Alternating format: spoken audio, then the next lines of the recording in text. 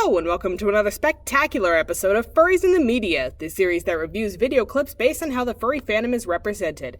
I'm your host, Imgur, and today, Pittsburgh Dad just got back from a furry convention. Let's hear what he has to say. I tell you, the kids was hoping to get a picture with Mickey or Goofy. All that place had was a bunch of wolves hugging each other.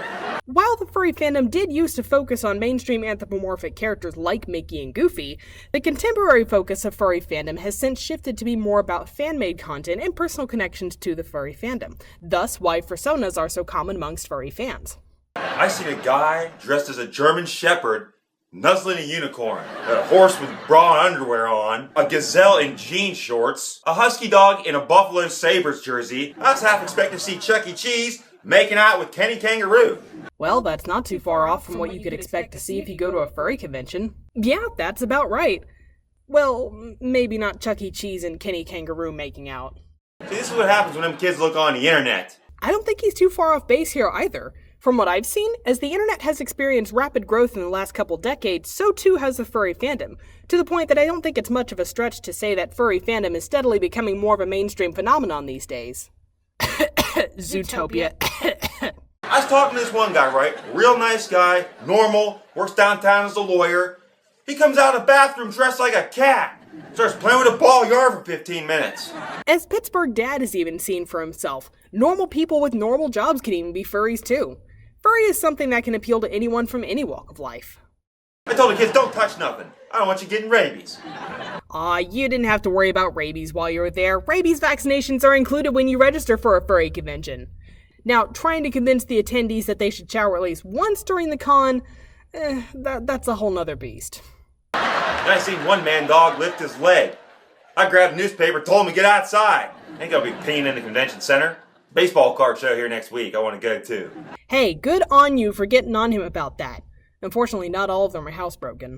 All joking aside, fursuiters actually have to remove their costumes when they go to the bathroom. It's a lot like having to go while wearing heavy winter clothing. It's bulky, it would get in your way, and you're probably going right back out in public after you're done. Wouldn't do you any good to have a pee stain on your clothes now, would it? If it's such a big deal, why aren't fursuits just made with holes in them in the first place? From a practical standpoint, I see where you're coming from.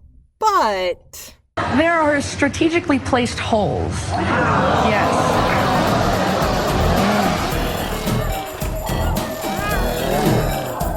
That's what other people are going to think the holes are used for. Why not just wear shorts over it then? Because that would look even more suspicious. So, let me get this straight. A fursuiter with no human clothing on their character is seen as less scandalous than a fursuiter wearing shorts? That's furry logic for you.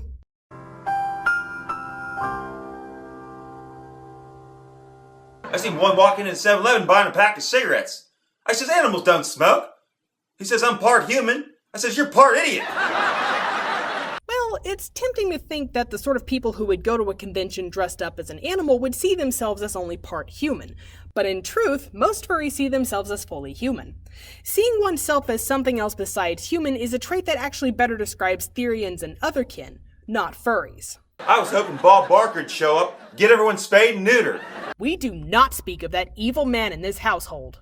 One guy in the dog suit starts talking to me about landscaping. Wouldn't shut up. I had to fake throwing a ball to get him out of there. Oh yeah, it's been my experience that furries are a really nerdy bunch who can talk at length about whatever topic they happen to be passionate about. And believe it or not, it's not always about furries or topics related to furries. Case in point, the last furry convention I attended included a panel all about coffee. I didn't go to that panel, but it looked like they talked about different brew types, different kinds of coffee makers, and who knows what all else. Oh gosh, just talking about coffee makes me want coffee. Hey, Imgur, what? You should go get Caribou coffee. Be right back, Sam. Quick, before she comes back, let's go through the review stats. Information accuracy is 88%, and the spirit of the clip is 100%, giving this video a total score of 94%. Great job, Pittsburgh Dad. Did you get your campfire mocha thingy? Yep, with dark chocolate and mini marshmallows. Cool. I took care of the review stats while you were out. Thanks for doing that, Sam. I'll take over from here with my thoughts. Pittsburgh Dad Goes to a Furry Convention definitely has its heart in the right place. The humor in all of Pittsburgh Dad's skit seems to be based on Dad's reaction to a given situation, whether it's watching a game on TV, taking the family to the grocery store or the amusement park, or in this case, going to a furry convention. In this particular episode, Pittsburgh Dad's commentary seemed to be about the people that he presumably saw firsthand at the convention, rather than just relying on the nasty furry stereotype. In fact, the dirtiest joke I can recall is about the one fox guy licking himself. But I think the humor in that joke stems from the idea of what is something that animals do that would be weird if a person did it, rather than relying on the same stereotypes that everyone else has done to death. Hey Abergwine, aren't you going to say anything about the laugh track? You seem to really hate the one they used in the project. And now time for my thoughts. I did not like the fact that they used a laugh track. You know, funny thing about that wasn't a laugh track that they used in the project. It wasn't? Nope. According to some of our Australian viewers, that was a live audience we were hearing. Now, why the audience would be prompted to laugh during that particular segment of the video in the first place, I don't think I'll ever understand. But in today's video, it's clear that they used the laugh track as part of their parody of the sitcom genre, and I see nothing wrong with that. Though, yeah, laugh tracks are kind of annoying even when they are used in a place where you'd expect to hear one, but I didn't find the laugh track to be too out of place in this video, or used in a way that openly mocked furries or anything. Would you show this video to someone as an introduction to the fandom? It might not be my first choice, but I would definitely consider this one over a lot of the videos we've reviewed on this channel. Pittsburgh Dad Goes to a Furry Convention shows what the fandom looks like from an outsider's perspective in a humorous manner, without crossing the line into being flat out insensitive or casting the fandom in a bad light. And yeah, the video does give the impression that all of the convention attendees were in fursuits, when we know in reality that's not quite true, and it also gives the impression that furries don't think of themselves as human, when that's not really the case either.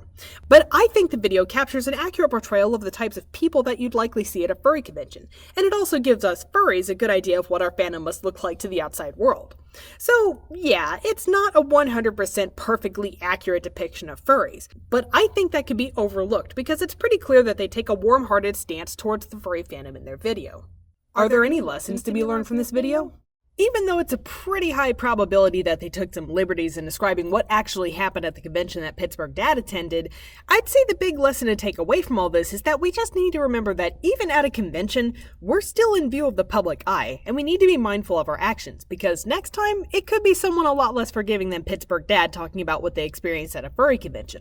The next lesson: if you have to pee while you're wearing your fursuit, please find a bathroom instead of lifting your leg. And lastly, whether you're human or animal or part human, part animal, or part fish, or whatever you identify as, smoking kills. Well, that's it for today's episode of Furries in the Media. Have fun, stay awesome, bye-bye!